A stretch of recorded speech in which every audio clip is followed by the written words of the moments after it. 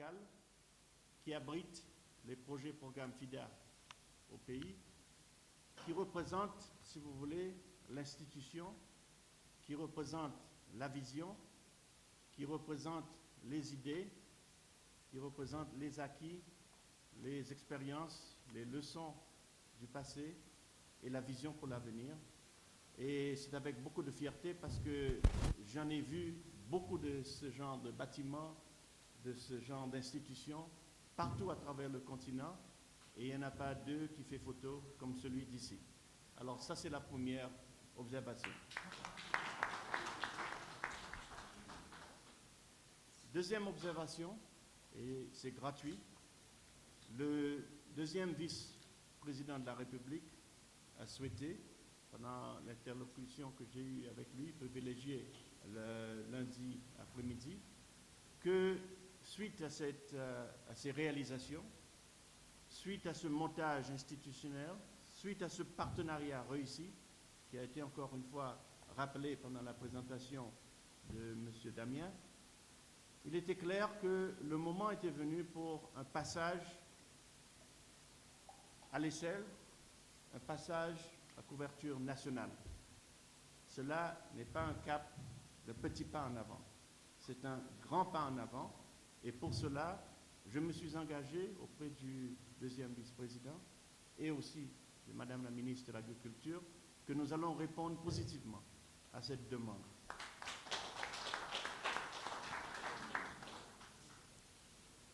Pour le faire, il est vrai que maintenant nous avons la vision, le gouvernement en a sa vision, nous avons des idées, vous avez validé quelques de ces idées ce matin.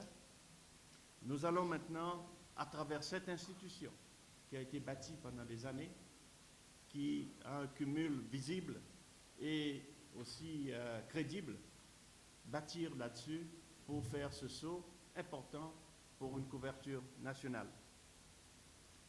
Pour mener à bien des activités de couverture nationale, il faut peut-être saisir ce moment opportun de restructurer l'ensemble de tous les projets programmes en vigueur.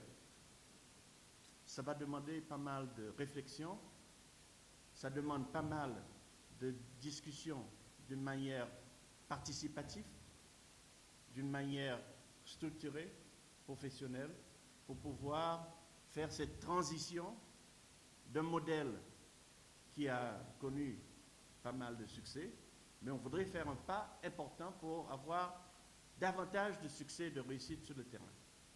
Cette transition, nous allons le faire en 2014.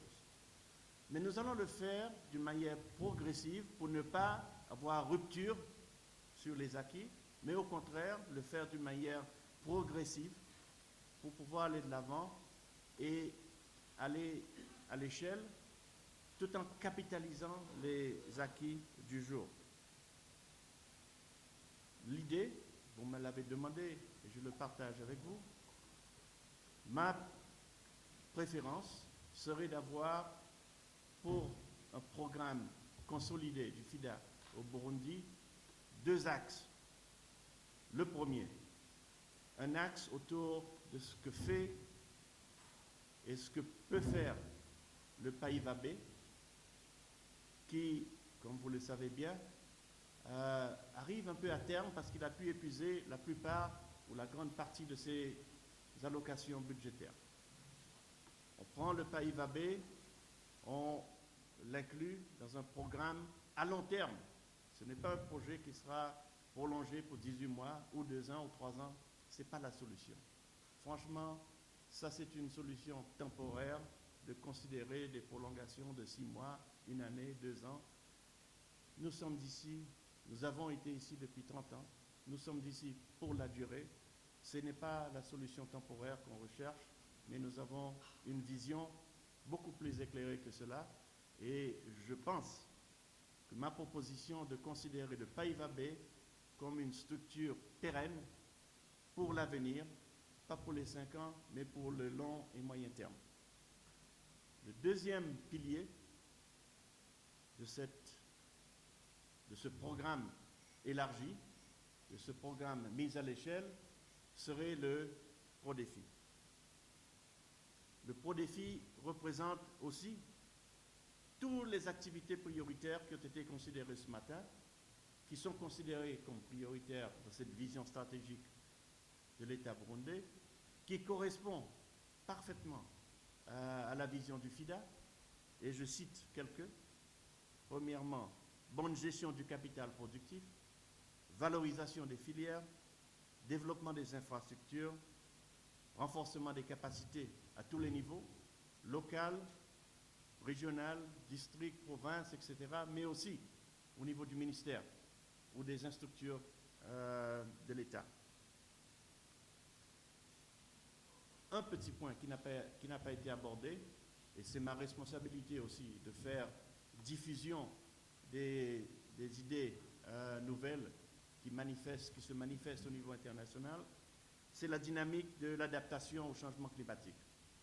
Personne n'en a parlé, c'est une obligation de ma part, et je pense que vous serez récepteurs à cette idée que la vision doit inclure dès maintenant des activités d'adaptation au changement climatique qui pèsent beaucoup sur le petit paysan au milieu rural.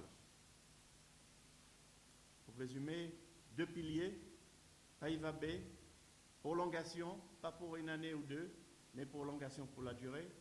Je propose qu'immédiatement on s'engage, et je m'engage, à mettre les ressources d'environ 15 millions de dollars sur Païva B pour approbation au conseil d'administration du mois d'avril. Je vais désigner une équipe pour pouvoir le faire dans le meilleur délai. 2015, 15 millions de dollars pour ajouter sur les montants déjà disponibles pour le ProDéfi, qui fait 30 millions de dollars. Aussi, soit en fin 2014, soit début 2015, un montant d'environ 10 millions de dollars pour commencer à mettre en place des structures pour permettre l'adaptation au changement climatique à bénéfice des petits paysans. Un total pour les 24-25 mois à venir d'environ 40 millions de dollars États-Unis des fonds du FIDA. En plus de cela, nous allons tenir nos obligations suite à la demande du gouvernement que le FIDA joue le chef de file pour pouvoir formuler et mettre prêt au point de démarrage le nouveau projet Imbo Mosso financé par le GAS. Une équipe est déjà en discussion pour pouvoir faire ce travail, pour le présenter dans les meilleurs délais au conseil d'administration du GAS. Nous allons faire pareillement un programme attaché à ce programme du GAS à la hauteur d'environ de 10 millions de dollars financé par l'OFID, 20 millions de dollars financé par l'OFID pour le développement des infrastructures qui accompagnent ces investissements dans le Imbo Mosso.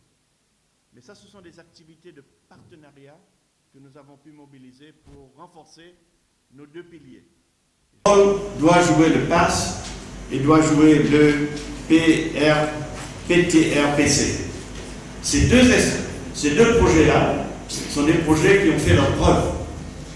Qui ont fait leur preuve de pouvoir traduire la vision, les bonnes idées en action concrète sur le terrain.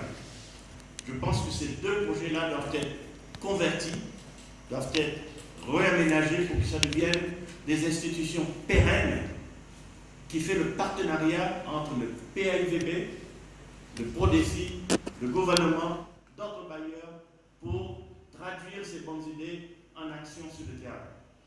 Ça, ce n'est pas une activité qui demande une prolongation de 18 mois, ce sont des activités pérennes, c'est un partenariat qui s'établit dans ces locaux, PAIVB, ProDéfi, PAS, PRTC.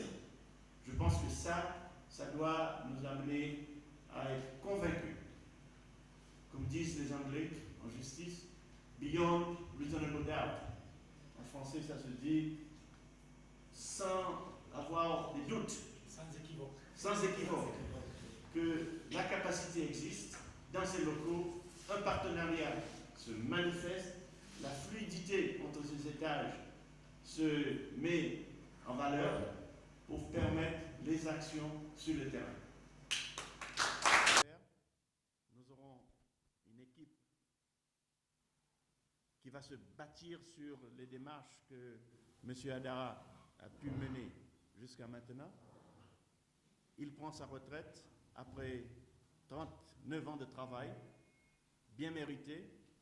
Il sera peut-être le plus jeune retraité du FIDA. C'est un grand privilège pour lui de pouvoir y arriver. Beaucoup n'arrivent pas parce qu'ils ont tellement travaillé qu'à la fin, ils ne sont pas en mesure de continuer d'apprécier, jouir de leurs fruits de la retraite. Nous espérons que Ahmed pourra le faire dans le calme, dans la tranquillité, dans la connaissance et le respect qu'il a contribué énormément. 22 ans de carrière internationale, c'est une très très grande réussite. Nous le félicitons, nous le souhaitons tout ce qu'il y a de meilleur pour l'avenir. Mais le travail continue. Nous sommes en mesure, dès maintenant, de faire tout le nécessaire pour le recrutement, pour la passation de pouvoir entre M. Ahmed et son successeur. Et jusqu'à maintenant, nous avons une candidate privilégiée, c'est Mme Rin, qui est parmi nous aujourd'hui. Nous allons rentrer à Rome cet après-midi pour pouvoir continuer de traiter ce dossier de recrutement. Comme vous le savez tous, un programme de recrutement ne se fait pas à la légère. Il y a toute une démarche administrative et assez complexe. Nous allons faire tout le nécessaire pendant les quelques semaines à venir pour qu'elle puisse être sur place pour faire la priorité. Un, c'est la continuité du travail de M. Adara. Deuxièmement, démarrer et consolider la finalisation du programme Imbo Mosso.